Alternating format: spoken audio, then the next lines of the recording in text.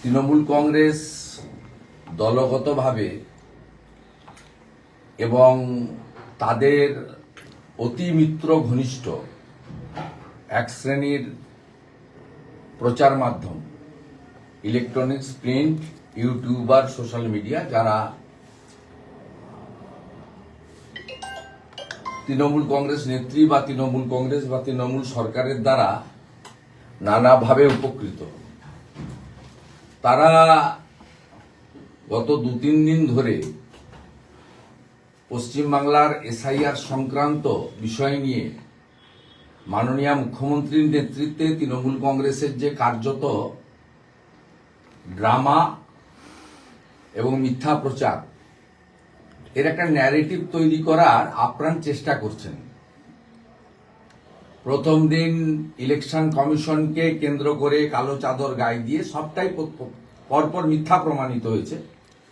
যেমন মুখ্যমন্ত্রী হাতে সাউন্ড বক্স এবং মাইক্রোফোন নিয়ে এসেছেন, সেটা নিয়ে আসতে ভুলে যাননি, তো বাড়ির কাপড় পরে চলে এসেছিলেন। এসে অভিযোগ করেছিলেন দিল্লি পুলিশ বঙ্গভবন সার্চ করেছে, যা তিনি প্রমাণ করতে পারেননি।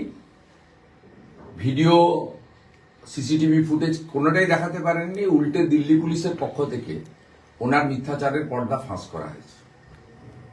দ্বিতীয়ার্ধে বিকালবেলা, সন্ধেবেলা, ইভিনিংয়ে তিনি কালো চাদর গায়ে জড়িয়ে ইসিআইয়ের ভিতরে ঢুকেছেন এবং ইসিআইয়ের সামনে বেরিয়ে এসে তিনি বয়কট করলেন, ইত্যাদি করলেন, এরকম সিইসি দেখিনি, ইত্যাদি ইত্যাদি তার রাজনৈতিক ভাষণ দেওয়ার চেষ্টা করেছেন। গতকাল সাংবাদিক সম্মেলন করেছেন বঙ্গভবন থেকে, এসআইআর এর বিরুদ্ধে কার্যত যুদ্ধ ঘোষণা করেছেন এবং গতকাল সন্ধ্যে থেকেই প্ল্যান্টেড নিউজ, যে এই প্রথম কোন রাজনৈতিক লোক মুখ তারা যাচ্ছেন, তিনি একদম স্বাধীনতার পরেই প্রথম, বা সুপ্রিম কোর্ট তৈরি হওয়ার পরে এই প্রথম কোন রাজনৈতিক ব্যক্তিত্ব যাচ্ছেন, ইত্যাদি হবে, কাল বড় কিছু ঘটবে, একদম বিরাট কিছু, একটা বড় বিস্ফোরণের অপেক্ষায় পশ্চিমবঙ্গ ছিল, ভারতবর্ষ ছিল। এবং আমরা দেখলাম কার্যত অশ্বডিম্ব যাকে বলা হয় সেটাই হলো, এবং তিনি একটি বড় রসগোল্লা নিয়ে ফিরলেন মাননীয় মুখ্যমন্ত্রী। কারণ আমরা যারা, আপনারা যারা পশ্চিমবঙ্গবাসী বা ভারতবর্ষের যারা আইন বা রাজনীতি সম্পর্কে খোঁজ রাখেন, তারা নিশ্চয়ই কেউ লাইভ দেখেছেন, কেউ পরে ভিডিও সংগ্রহ করে দেখেছেন, কেউ নিউজ চ্যানেলের মাধ্যমে জেনেছেন বা অন্যান্যভাবে জেনেছেন। তাতে মুখ্যমন্ত্রী আজকে নিজে সওয়াল করেননি, তার পক্ষে লয়ার ছিলেন শ্যাম দেওয়ান, এবং তিনি পিটিশনার হিসেবে কোর্টে উপস্থিত ছিলেন। তিনি একাধিকবার বলেছেন বা বলার চেষ্টা করেছেন, কিন্তু মহামান্য সুপ্রিম কোর্টের প্রধান বিচারপতি সহ 3 জন সম্মানীয় রেসপেক্টেড জাজেস, তারা তাকে ঘুরিয়ে কার্যত থামানোর চেষ্টা করেছেন। সরাসরি না বলে ঘুরিয়ে বলেছেন যে আপনার যিনি লয়ার আছেন, হি ইজ কম্পিটেন্ট এনাফ, তিনি যথেষ্ট দক্ষ লয়ার, বিচক্ষণ আইনজীবী, তিনি এটা সওয়াল জবাব ইত্যাদি করুন। তারপরেও স্বভাবসিদ্ধ ভঙ্গিতে মুখ্যমন্ত্রী মাঝে মাঝে টিকা টিপ্পণী করেছেন, সবাই দেখেছেন। এবং আনফরচুনেট বাংলা মাধ্যম থেকে গেছেন, সব ইংরেজিটা যে ঠিকঠাক করে বলবেন তা নয়, উনার অনুবাদক নিয়ে যাওয়া উচিত ছিল। উনি যেভাবে ভুলভাল ইংরেজি এবং শব্দ উচ্চারণ করছিলেন, পাশ থেকে মাননীয় আইনজীবী তথা সাংসদ সেটাকে, কল্যাণ ব্যানার্জি সেটাকে সংশোধন করছিলেন। এটা পশ্চিমবঙ্গের মুখ্যমন্ত্রীর ক্ষেত্রে, পশ্চিমবঙ্গের মতো রাজ্য যেখানে শিক্ষা, মেধা ইত্যাদির ক্ষেত্রে অনেকটা রিচ হিউম্যান রিসোর্স আছে, এটা আমাদের পশ্চিমবঙ্গবাসী হিসেবে তাদের লজ্জা লেগেছে। বাংলায় বলতে পারতেন, অনুবাদক রাখতে পারতেন, সেগুলোও নিশ্চয়ই সুপ্রিম কোর্টকে পিটিশন করলে অ্যালাউ করতেন। তা প্রত্যেকেরই লিমিটেশন থাকে, কিন্তু এটা আমরা দেখেছি মূলত উনি বা উনারা প্রথম দিন থেকে দুটো কাজ করার জন্যই এই মরিয়া চেষ্টা করছেন। একটা হচ্ছে এসআইআর কে ভণ্ডুল করা, 2 বছরের কাজ 2 মাসে কেন, ইত্যাদি ইত্যাদি। দ্বিতীয় হচ্ছে উনি চান 2024 সালে মৃতযুক্ত, ফেক যুক্ত, ট্রিপল ডবল এন্ট্রি যুক্ত এবং বাংলাদেশি অবৈধ অনুপ্রবেশকারী অর্থাৎ বাংলাদেশি মুসলিম এবং রোহিঙ্গা যুক্ত ভোটার তালিকায় নির্বাচন হোক, যা ইতিমধ্যে মাইক্রো অবজারভাররা আসার আগেই বিএলওদের দ্বারাই, উনার নিয়োগকৃত বিএলওদের দ্বারাই 58 লক্ষ বাদ হয়েছে। সেই 58 লক্ষর পরে 6 নম্বর ফর্মে ওই 58 লক্ষ বাদ যাওয়া লোকের মধ্যে কয়েকশো জমা পড়েছে কিনা সন্দেহ আছে, হাজারের সংখ্যা পেরিয়েছে কিনা সন্দেহ আছে, লাখ তো অনেক দূরের কথা। অর্থাৎ অত্যন্ত পরিচ্ছন্নতার সঙ্গে বৈধভাবেই 58 লক্ষ লোকের নাম চলে গেছে এবং সেক্ষেত্রে ইলেকশন কমিশনের খসড়া ভোটার তালিকায় অপশন ছিল, যদি ড্রাফট ভোটার লিস্টে কারণ নাম বিএলওরা বাদ দিয়ে থাকেন বা বাদ গিয়ে থাকে, তিনি 6 নম্বর ফর্মে ইনক্লুশনের জন্য আবেদন করতে পারবেন, অথবা কোনো মৃত বা অবৈধ ভোটার থেকে থাকলে 7 নম্বর ফর্মে ওই বিধানসভা কেন্দ্রের যে কোনো একজন নাগরিক আপত্তি করতে পারবেন।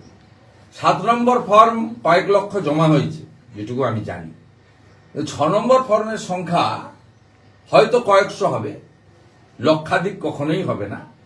এটুকু আমি হলপ করে যেটুকু আমার সোর্স বা রাজনৈতিক দল হিসেবে যেটুকু আমরা জেনেছি সেটুকু আমরা বলতে পারি।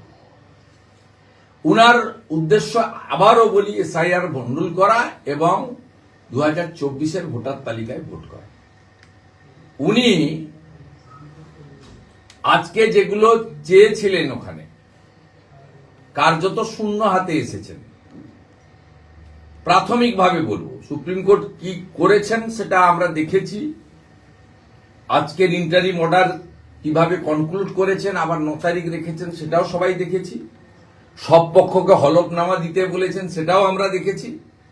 ইলেকশন কমিশন অফ ইন্ডিয়ার যে লয়ার ছিলেন তিনি যখন বলেছেন আমাদের একটি আবেদন অ্যাপ্লিকেশন পেন্ডিং আছে, সেটাও একই সঙ্গে শুনানি করা হোক, সেটাও দেখেছি এবং সুপ্রিম কোর্ট কি বলেছে সেটাও সবাই আমরা জেনেছি।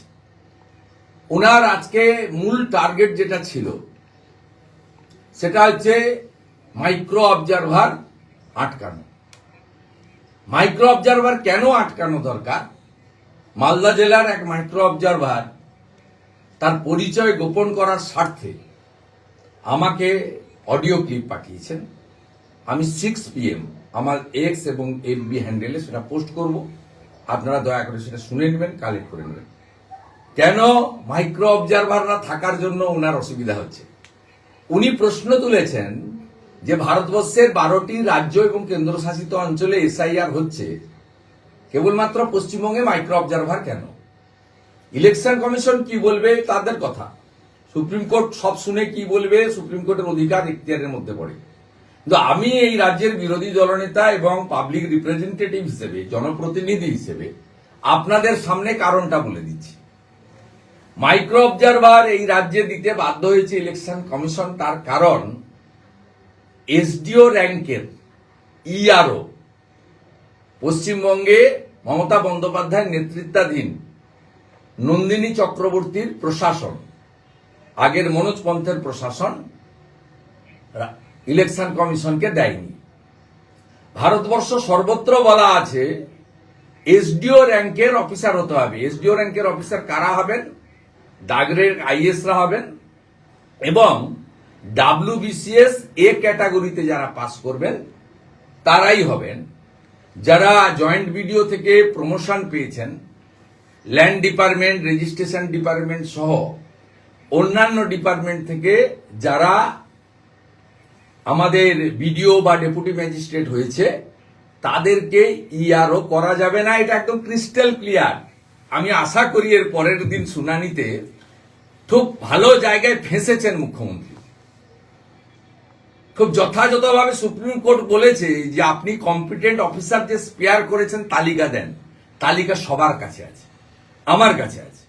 294 অ্যাসেম্বলি, 294 ইআরও, 225টা ইআরও যারা ইলেকশন কমিশনের গাইডলাইন বা অন্য রাজ্যের গাইডলাইন অনুযায়ী ইআরও হতে পারেন না, ইনারা ইআরও করেছেন।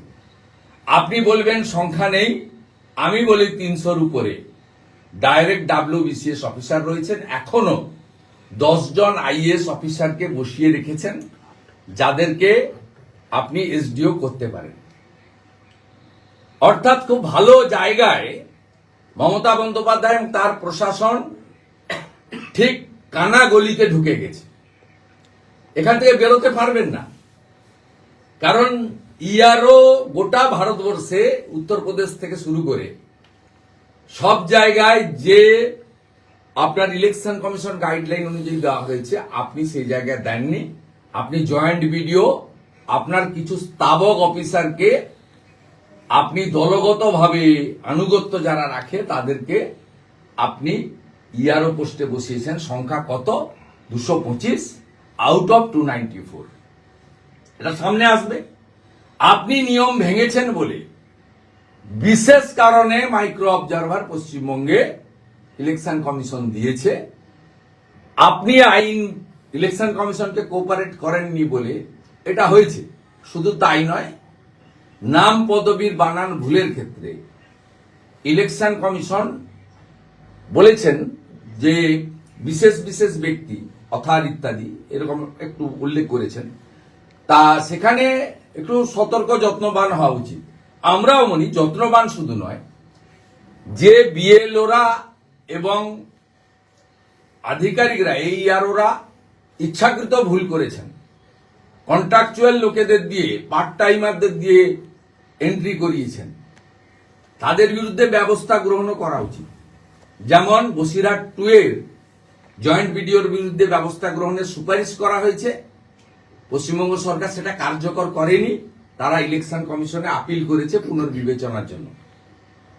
আমরা মনে করি বিহার সরকার যেভাবে ডাটা এন্ট্রি অপারেটর দিয়েছিল, পশ্চিমবঙ্গ সরকার ডাটা এন্ট্রি অপারেটর না দেওয়ার ফলে আজকে নাম পদবি ইত্যাদি ভুলের মাসুল লক্ষ লক্ষ সাধারণ ভোটারকে দিতে হয়েছে। যে বিষয়ে গত পরশুদিন আমরা মুখ্য সচিবের কাছে দেখা করতে চেয়েছিলাম, উনি দেখা করেননি। আমরা রাজ্যপালের কাছে দাবিপত্র দিয়েছি। সমস্ত জেলা শাসক অর্থাৎ ডিইউদের কাছে বিজেপির পক্ষ থেকে এই সুনির্দিষ্ট ইস্যুতে দাবিপত্র দেওয়া আছে। উনার আজকের মিশন, গত 3 দিনের মিশন ফেল করেছেন উনি। এক এসআইআর আটকাতে গেছিলেন, আটকাতে পারেননি। 2 মাইক্রো অবজারভারের ইস্যু তুলেছিলেন, এতে উনি নিজে ফাঁসবেন, উনার সরকার ফাঁসবে, কারণ উনি গাইডলাইন অনুযায়ী ইআরও দেননি WBCS এবং আইএস অফিসারদের। তৃতীয়, উনি আধার নিয়ে বলতে গেছিলেন, কারণ উনি উনার সরকার বাংলাদেশি মুসলিম অনুপ্রবেশকারী রোহিঙ্গাদের আধার কার্ড বানিয়ে দিয়েছেন ভোট ব্যাংক তৈরি করার জন্য, যা নিয়ে সুপ্রিম কোর্ট পরিষ্কার বলেছে ওটা সেপারেট ইস্যু। আমরা অর্ডার রিজার্ভ রেখেছি। সুপ্রিম কোর্ট যা অর্ডার দেবে ভারত সরকারেরই বিষয়, আধার অথরিটির বিষয়, এটা তারা বুঝবেন। এবং সুপ্রিম কোর্ট কি অর্ডার দিবে সে নিয়েও আমার কোনো মন্তব্য নেই। উনি আজকে গেছিলেন এক এসআইআর বন্ধ করতে, 3 দিন ধরে ফেল, বিগ জিরো। উনি মাইক্রো অবজারভার হাঁটাতে গেছিলেন, আপাতত সে চেষ্টাতে কোনো ফলপ্রসূ ফল উনি নিয়ে আসতে পারেননি। 3, আধারকে তিনি নাগরিকত্বের প্রমাণ হিসেবে করতে চেয়েছিলেন, নিজেও আগ বাড়িয়ে মিস্টার দেওয়ানকে থামিয়ে দিয়ে সওয়াল করেছেন, বলেছেন সওয়াল ঠিক নয়, আবেদন। অসম্ভব এক উচ্চমানের ইংরেজি, সে ইংরেজি শুনলে আমাদের মাথা খারাপ হয়ে যাবে। কল্যাণ ব্যানার্জি না থাকলে তো সবই ফাউল হচ্ছিল দেখছিলাম। এমনকি জাজের মহামান্য একজন বিচারপতির নামও ভুল বলছিলেন, কল্যাণ ব্যানার্জি কারেকশন করালেন। এটা বাংলার ক্ষেত্রে লজ্জা। লিমিটেশন থাকতে পারে, বাংলাতে বলতে কেউ আপত্তি করেনি, বাংলা মিডিয়াম থেকে পড়ে গেছেন, অনুবাদক রাখুন। হাম কিসি সে কাম নেই। আমি সব জানি, সব জানতা, এই জিনিস আমরা আমাদের পক্ষে শুভকর নয় বলে আমি মনে করি। তাই আজকে মমতা বন্দ্যোপাধ্যায়ের মুভ, অতি সক্রিয়তা, উনি যে নির্বাচনে হারবেন, উনি যে ভারতীয়দের উপর বিশ্বাস করছেন না, উনি যে বাংলাদেশি মুসলিম অনুপ্রবেশকারী রোহিঙ্গাদের বাঁচাতে চাইছেন, পরিষ্কার হয়ে গেছে। এই বঙ্গভূমির সৃষ্টিকর্তা ডক্টর শ্যামাপ্রসাদ মুখার্জি, স্বামী প্রণবানন্দ 1947-এর 20 জুন বাঙালি হিন্দুদের হোমল্যান্ড হিসেবে, আর এই বাঙালি হিন্দুদের হোমল্যান্ডকে বাংলাদেশি মুসলিম অনুপ্রবেশকারী রোহিঙ্গাদের হাতে তুলে দিতে চান এই রাজ্যের সরকার, এই রাজ্যের শাসক তৃণমূল কংগ্রেস, তার সর্বোচ্চ নেত্রী মুখ্যমন্ত্রী মমতা বন্দ্যোপাধ্যায়। সেই কারণে তিনি এই সক্রিয়তা দেখিয়েছেন। অর্থাৎ যতই স্তাবক চ্যানেল বা স্তাবকরা চেষ্টা করুন না কেন, চ্যানেলদের একাংশ চেষ্টা করুন না কেন যে সিজ ফাইটার লড়ছে ইত্যাদি ইত্যাদি, সেই লড়াইটা ভারতীয়দের জন্য নয়, বাঙালি হিন্দুদের জন্য নয়। এই লড়াইটা সম্পূর্ণভাবে আগামী নির্বাচনে পুনরায় ক্ষমতায় ফিরে আসার জন্য লড়াই, এবং দ্বিতীয়ত অভারতীয়দের এবং ভুয়া মৃত ভোটারদেরকে ভোটার তালিকায় রেখে দেওয়ার লড়াই। এই লড়াইয়ের সঙ্গে বাংলার আপামর মানুষের কোনো স্বার্থ যুক্ত নয়, স্বার্থ বিরোধিতার কাজ করছেন, এটা পরিষ্কার হয়ে গেছে।